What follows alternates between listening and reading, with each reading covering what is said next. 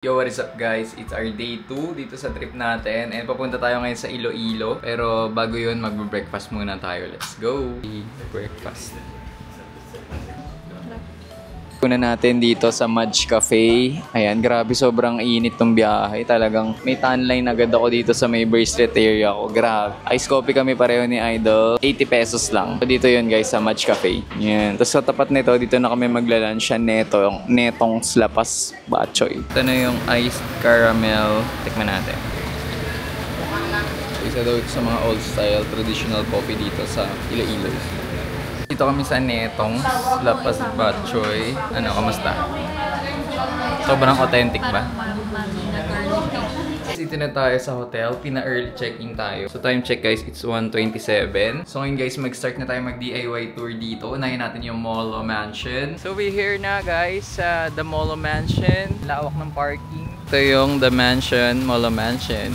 May pasok tayo kaya lang baka makati yung entrance dyan. Wala pa lang bayad sa loob. Kunti tsura. Pagka-mansion na may pagkatindahan. Tapat ng mansion, meron dito guys. Ito yung tinatawag nilang Molo Plaza. Diyan din yung Molo Church. Dito meron silang fountain na hindi gumagana. I am Iloilo. Ito kami guys sa River Esplanade. So mahaba yan. Tapos pupunta rin kami dun sa mga nagfi-fishing dun banda kasi maganda yung view ng river. Itsura nung river nila. Ang ganda. Ang linis, ang laki, ang bango. Pasig River cannot. Tapos may nangingisda. Ayan o. Sabi ko kanina. Medyo chismis pa siya dun, no? Sobrang chismos. Feeling close na agad. Ano pang tawag dyan? Parang flat. Ano yun?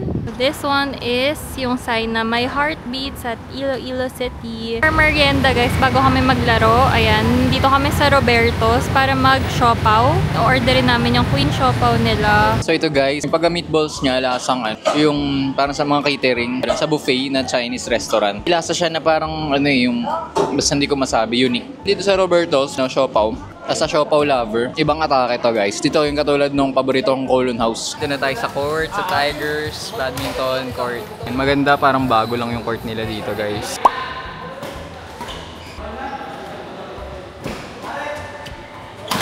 Dito tayo guys sa Paluto, sa fish port.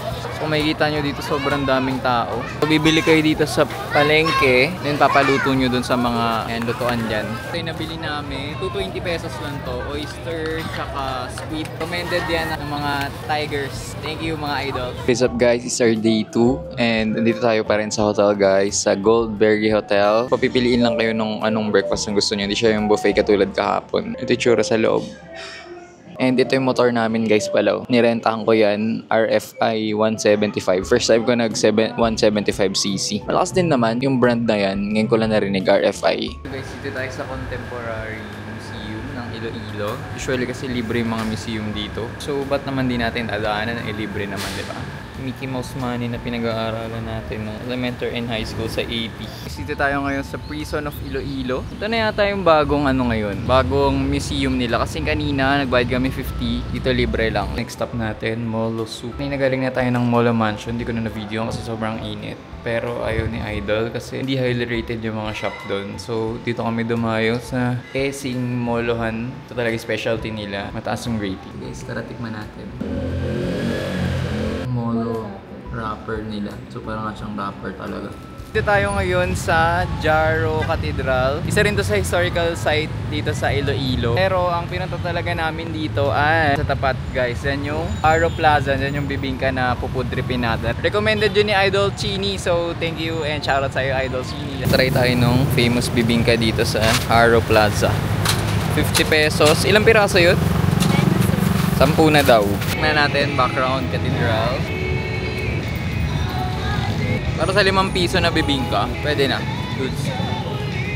Order kami nitong 20 pesos. Homemade fishball dito sa Ron's Siomais and Hot Cake. Ganito yung itsura niya guys, sobrang dami sa isang baso. 3 pesos po. Goods ah. So guys, nagbabalik tayo dito sa fish port. Paluto tayo ulit. Ang napili ni Idol, siyempre, squid ulit. Shrimp naman tayo ngayon na may crab. Sarap. Ito pinapakon na, grabe. Solid. So guys, day 4 natin sa ating trip ngayon. Dito tayo sa Parola Wharf. Pupunta tayo guys sa Guimaras. So nagre-register na siya guys. Dito na kami sa Guimaras Island. First stop natin dito sa man-made forest. Ang ganda dito guys, mga puno ng acacia. Ganda. Second stop natin, Trappist Church. Dito daw may unang monk. Dito kami sa tabing kalsada. Gahanap kami ng cashew nuts na fresh. Mamimitas daw kami, kaya lang makita. So next stop namin is Gisi Lighthouse. Ganito itsura niya dito. Yan, basahin niyo na lang. Ruins na lang to, pero ang ganda oh. Ito sa pinaka pinupuntahan dito sa Guimaras. Medyo malayo lang talaga. 1800s pa daw to ginawa. Next stop natin dito sa Alubihod Cave. Bayad kami ng 80 per head. 100 pala. Home of the original mango pizza. Yan, the Pit Stop Restaurant. Ito na guys, yung ating mango pizza. Pina-take out namin kasi baka di namin maubos, pero baka bawasan namin dito kasi gutom na kami for lunch. Rating ko to, 3. Kasi hindi siya ganun ka-flavorful eh. Mr. Rosen. Hello. So, siya guys yung tour guide namin. Sa mga naghahanap, lalagay ko dyan yung contact number niya. Thank you, sir. Dito na tayo sa airport. And ito na rin yung outro natin. Thank you so much sa mga sumama sa atin sa adventure natin dito sa Bacolod, Iloilo, in Guimaras. For sure, babalik kami dito kasi isa to sa best province na napuntahan namin. Kasi mababait yung tao, malambing yung malambing sila magsalita, tsaka masasarap yung mga pagkain. At nakakabitin nga kasi very limited lang yung time namin. Dapat pala hinabaan ko. Thank you sa mga nakasama, kila Chini, kila Sir Ben, kila Frank, sa mga coach na nagpahiram ng raketa at nakalaro natin. See you on the next one. Bye!